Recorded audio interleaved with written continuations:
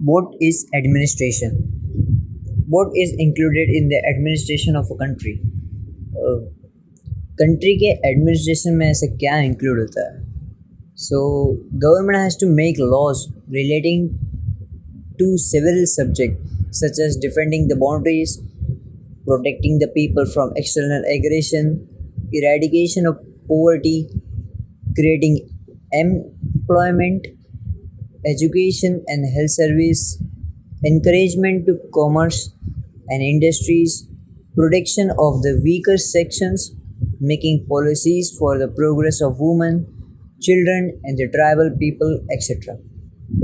Government has to bring about the desirable changes in the societies by implementing laws. बहुत से ऐसे changes एक time के अनुसार होने चाहिए जो कि गवर्नमेंट करती है, यानी कि न्यू लॉज इम्प्लीमेंट करके. In short, government in modern times have to take decision related to different issues right from the space research to public cleanliness.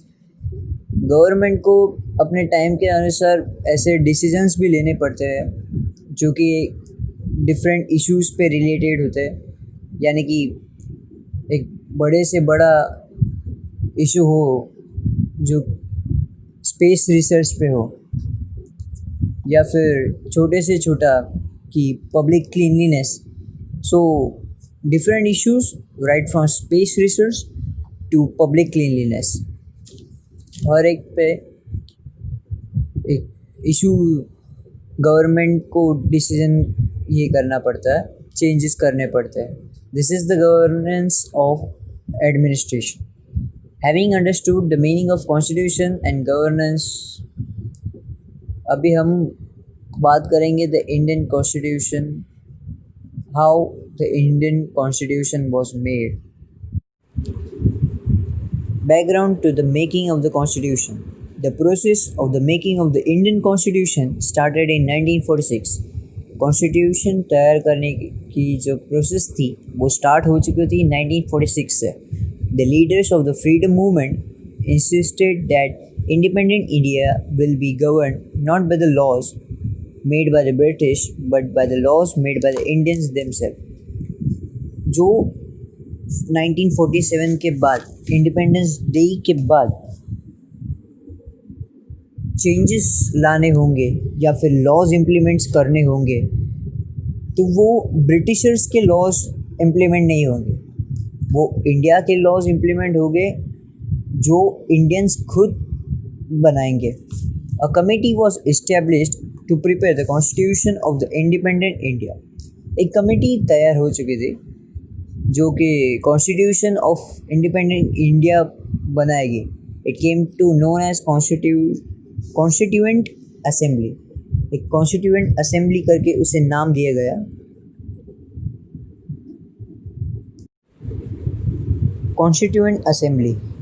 India became independent on August 15, 1947. Before that the British ruled over India. India को independence मिला August 15, 1947 को. उसके पहले British rule करते थे India पे. They have divided India into the provinces like Bombay, Bengal and Madras for the convenience of administration. British ने जैसे अपने हिसाब से कंट्री को रन किया, तो उन्होंने एक 3 स्टेजेस में उन्हें डिवाइड कर दिया था, यानी कि 3 डिवीज़न बन चुके थे इंडिया के, जो था बॉम्बे, बंगाल एंड मद्रास.